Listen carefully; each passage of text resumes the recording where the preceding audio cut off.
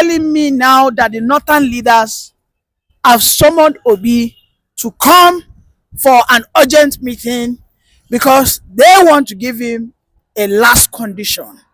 You see, the problem I have with our southern politicians is they are all cowards, inclusive Obi. The very moment Obi joined that coalition, I knew he has sold out. He has bowed down to the conditions of the Fulani oligarchs. Now he is right in their entrapment. Because if Obi bows out, if Obi does not take this their condition, if Obi does not run with them, they will not support him. Do you know what it means? Northern leaders, these are the likes of Bogu of Niger, the Sultan of Sokoto. These are the top kings, the top politicians, the IBBs. These are the people that have summoned Peter Obi, that he must come to them in the next few days, that they need to have a conversation with him, that he alone cannot run this, and he must accept the terms of the coalition. We know, you and I understand that this ADC is a child of Atiku. We all know it. This was birthed to ensure that Atiku is enthroned as the next president. Atiku has positioned himself as the granddaddy of ADC. Atiku will run ADC on his own terms. We have seen so many threats. The Obedience have said so many things that Nigerian election will not hold if Peter Obi is not made the presidential candidate of coalition. You see, you put yourself in the mud, you lower yourself, you bring your value down. The very moment Peter Obi said he will be a part of them. Peter Obi should not have joined those guys if right from the get-go that, man, what are the terms about zoning in this party? If you are going to have a coalition, if we want to take out Tinubu, we must learn from what APC did. APC in 2013, 2014 had a primaries, and Buhari emerged. Buhari emerged because they wanted that power to go to the north, period.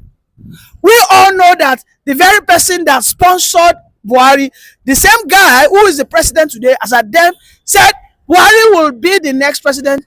What was the agenda? The agenda was simple, that it was simply the turn of the what? Of the north. Right? But today, the same north who are supposed to be propagating that equality, that Nigerians and every party must speak to the spirits of zoning. Yes, we understand that it is not written. However, in Nigeria, all the politicians are hypocrites.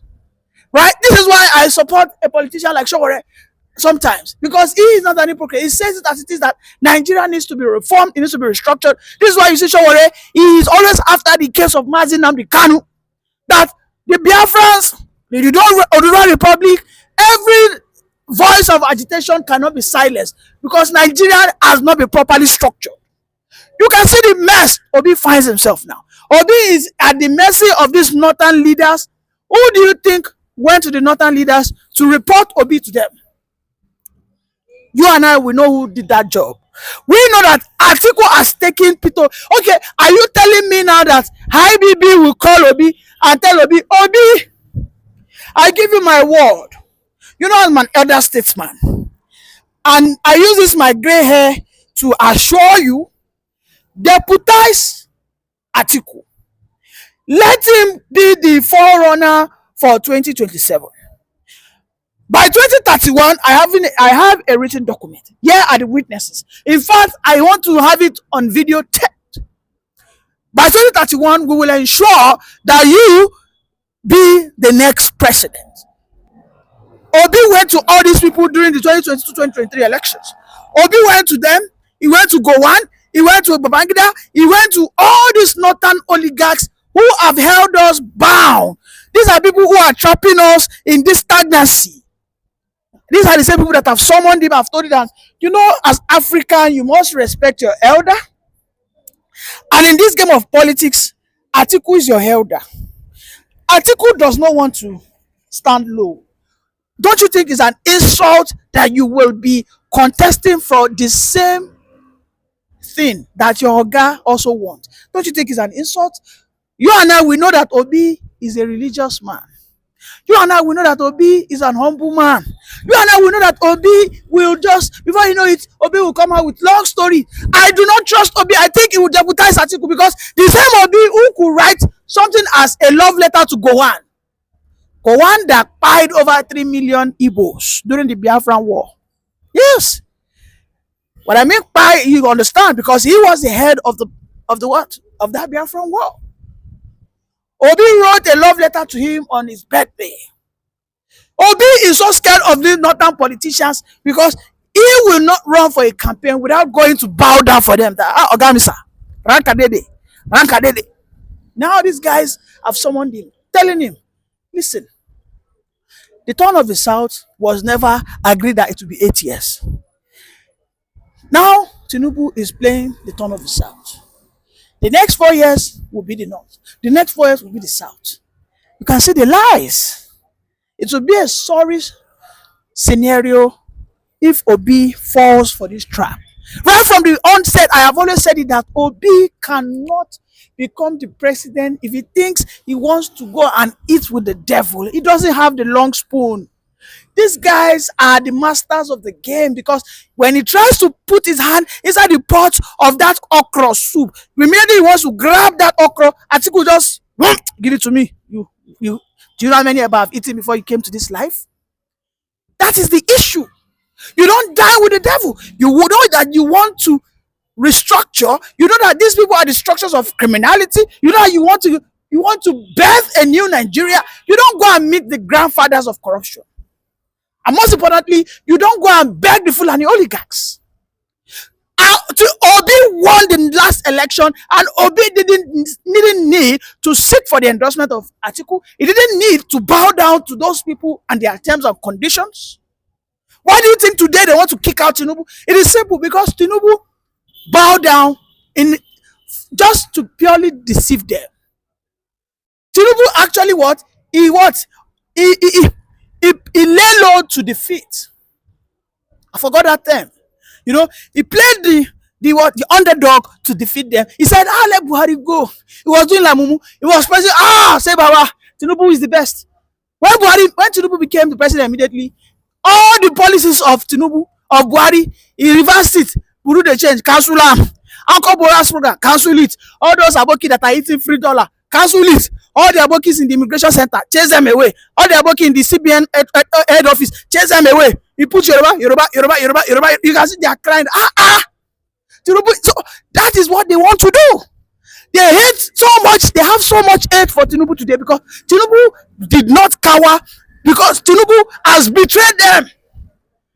You will see them running campaigns now that a vote for Tinubu 2027 is after the life of a northern person. Alba, anytime a southerner is on that seat of presidency, they come up with all manners of frustration. I don't know what Obi wants to do at this stage, because for me, I think Obi has put himself in a big mess. And I think the first step Obi needs to do is to come out and denounce that he is no longer a part of that coalition. Yes. Unless, of course, Obi wants to run as a vice president. And that will be the end of Peter Obi's presidency. That will be a decade wasted for the Igbo presidency. Because if Obi runs, the Igbos will not be the president. Atiku will probably run for 8 years. Then the next time, it's either Wike or Akpabio or someone from the South. Yes. So Atiku Obi is risking the next 10 years of Igbo presidency. When I say that, if Obi wants to do something in Nigeria, he needs to stop playing this pan-Nigerianist. Obi should stop playing this I am for all. Obi must let everybody know that, Oga, I'll be Igbo man first. Tinubu said it, I'll be Yoruba man first, Yoruba local. He said it. Obi has not done one thing in one day to what? Assure the Igbos that if he gets into power, he will benefit them. I don't know why he's doing this. I don't know what benefit. Is he ready to just sacrifice himself just to suit the North? Because he is not them afraid of the Yorubas. He's not being careful because of the Yoruba people. He's not being careful because of the Calabar people. He's being careful because of the Fulani oligarchs. That's simple as that. He doesn't want to say a thing whereby the North will say, hey, Yamiri, Sunema, we can't trust them. We not give them power because they go cut. Obi has the love of the youth. He has the love of the South, the whole South, non-exclusive. He has the support of the Middle Belt. That was why Dati Baba Ahmed came out, and Dati Baba Ahmed was trying to expose to Obi that Obi, you are in a trap. Atiku, you cannot go into primaries with Atiku. Atiku will listen. Atiku will actually flood you. Atiku will go flog you so with dollar everything. If you say you want to go to direct primaries, all those Alimanjiri children, all of them go. They go. Do you know how many Alimanjiri children that they have in the north? There is approximately 5.5 million Alimanjiri children. All those children, Atiku will go mobilize. Say, oh yeah, what can I go? Go vote, go vote, go vote. Say Atiku, say Atiku, say Atiku, say Atiku. How of you want to take mobilize? Is it me that I have a job to go and do? Oh, you think I'll just go out of my wish and say I want to go and vote Obi? I might be busy. I might have a project to deliver. These are the issues. Obi ordinarily should have stayed in Labour Party or create his own party, just as Ojukwu did, right? Because right now, Obi is no longer a regional person. However, Obi does not want to sustain his own regional value. It's unfortunate. It is unfortunate because the North will do nothing but betray Obi. Now that they've summoned him, they want to give him a deadline that accept these terms or run on your own. And of course, when you run on your own, you lose our support. It's unfortunate. Let's all listen to the words of Dati Baba Ahmed. You have key players. Peter Obi, I'll call him first. Amechi, Atiku, and maybe Nasiru El-Rufai. And they've come together from diverse backgrounds with a variety of interest. And out of these three, you can imagine that Atiku, Obi, and Amechi clearly are front runners in this. It makes me think, how will the contest be? That's a good point. Because they are very close in the race, very, very close in the race. What will the aftermath of this contest be? That's why I made the analogy, the example with the Buhari case, who was a distant outlier very distant from the pack. All these three are very close together. Now, will two others still remain in the coalition if one takes it? Now, you're right. Let's come back to this unwritten understanding in Nigerian presidential politics. North 8, South 8, the rotation. I'm speaking from experience because I was directly involved. And it was part of my campaign speeches in 2022-23. Did you realize in 1819, from the two major parties, not a single Southerner even bought the INEC form for presidency? What does that say? Respect, brotherhood, gentlemanness, and all these things. And of course, Atiku contested in PDP and he won. It was not a question. Buhari was the candidate of APC and, Buhari took the day eventually. Come 2022-23, Atiku was still on the ticket. And now, Peter Obi came out from the south and contested. Amechi contested and came second in APC, second to Tinubu, who is also from the south. So you see, three leading candidates. 2027, the default position thinking also is that it should be from the south. So if Atiku takes it, how will Amechi and Peter Obi take it? Now, for the Peter Obi and Atiku, together they were either rigged out or defeated in 19. Apart, they were either rigged out or defeated in 2023. You come back together, hey guys, who are you playing with? Is this a joke? And the way I take Peter Obi I think he is much, the position of VP is very big anyway. I wanted to be and I was rigged out. But I think Peter Obi should not be a VP, having gotten a disputed 10 million votes. Now you're starting to understand what I mean. But he has made it clear. Now, it is all about, listen, it is all about a narrative that was sold out to Nigeria very quickly. That to defeat Tinubu, it has to be our coalition. Coalition is good. But when in 2023 we defeated APC, PDP, there was no coalition in Labour Party. The real coalition we need is in the ballot box. Yeah, but that's not a coalition. Speculative. Not a coalition. Let's stop that.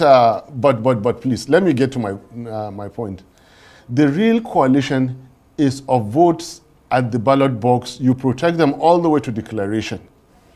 You present a coalition of politicians. You open the flanks for being attacked that they are geriatrics, and everything that you said about this. And you open the flanks for APC to be talking their jargon. When APC has worse than what they are saying about ADC. So in reality, what you need are the votes for a credible candidate, for a credible ticket. Yeah, I think there is no law. Concedes that. There is no law, there is no principle which says that it must be a coalition. Now that is the narrative that I kept saying. If you are challenging this narrative, you need to be careful. And if you're invited to a coalition, like I was, no level of firmness should tell you that don't go into that. Go and at least listen. See what they're doing. If you agree, continue. If you don't, do what your alternatives are. That is the thing. But you went there several times. I don't mean to interrupt you, but I mean it's a dialogue. It's not a sort of monologue. I mean, you went there several times. Yes. You went there 3 times. So something must have attracted you back to listen to them. Attraction. What I'm trying to understand is what is the guiding principle of this ADC opposition coalition beyond wanting President Tinubu to be removed from office? What is it about his philosophy that attracted you to it? And is there an overriding cause that kindles a sort of fire in your heart that you think is in the best interest of Nigeria? There are 2 questions here. One is for David Mark, Senator David Mark. What the principles and everything, please let him explain those things to you. But I thought you guys were discussing it at your meeting. We are. That is typically a question for the party leaders to answer you. The second question you ask is what is the driving, what's attracting me there. The attraction in ADC, which I still believe in the coalition, I believe in and are very likely to work with them, is that coming together is good, especially to chase out APC. Yeah, but you just said that you don't believe that the way to get rid of the president is through coalition. No. I mean, you said that a minute ago. The narrative was that they have sold it out to Nigeria that the only way to defeat Tinubu or APC is coalition, and that is wrong. A clean political party fielding the right candidate will beat APC hands down, even in the presence of a coalition. Well, let me make this point, okay? I mean, there is nothing... Did you get me? Did you understand me? I understand what you mean, but... Let me say it again, please. But no, I understood what you right. said. There is nothing stopping the Labour Party from fielding a presidential candidate. Good. There's nothing stopping the PDP. You're saying, I mean, nobody ever said they were going to be stopped. Right, but I was talking to you about the narrative. Yeah. Which has gone on that is leading to the excitement we saw yesterday. But that's okay. That's for them. They're the ADC. Yes. They are a coalition. Yes. And it is their job to promote their coalition. Yes. But I completely agree with you that that's a way. It's not the way. I mean, there are other ways. So I don't want to get bogged down in sort of that. Yes, this conversation is going, it's becoming like a chitter-chatter. But, but do you know that, for example, if Wike were to finish destroying the PDP and leave, right, PDP could go and join this coalition? Do you know that's possible? Well, it depends on if the And coalition want the PDP to join them. of course they will welcome. Of course they will. And later, if Labour Party decides they're inspired to join the coalition, Right. they are very well welcome to join. That is why it's called a coalition. And when they join the coalition, then they will say our platform is ADC. Right. Okay. Well. I hope this is very clear. I understand that, but let me. I hope this let is me, very let clear. me And go it on. even sounds better that Right. you go about in your PDP, keep calm. This elephant in the China ware shop, let him finish destroying, go and move into APC, and then come and say, look, here we are for the coalition. That's PDP, go and take themselves. And Labour Party, for any reason, we don't want to take the risks of letting Tinubu win again. And we think it is safer to join this coalition. They are welcome. Yeah. But It's even more powerful. Right. That I way. agree. But let So me, you see, let me, being in Labour Party or PDP now is really not anti-coalition. But let me work on the Right. premise of Yes. the point that you made earlier, Yes. which is that you are willing to work with the coalition. Correct. And that you are likely going to work with the coalition. Correct. Did you feel a bit strange being in the same room and professing to be in the same coalition with so many politicians who you were ranged against in 2023 and who you and Ms. Doby felt were a corrosive influence on this country? Yes, it was simply unbelievable. Believe me, I'm still gasping for air. I mean, We'll get I you some remember, oxygen. with due respect,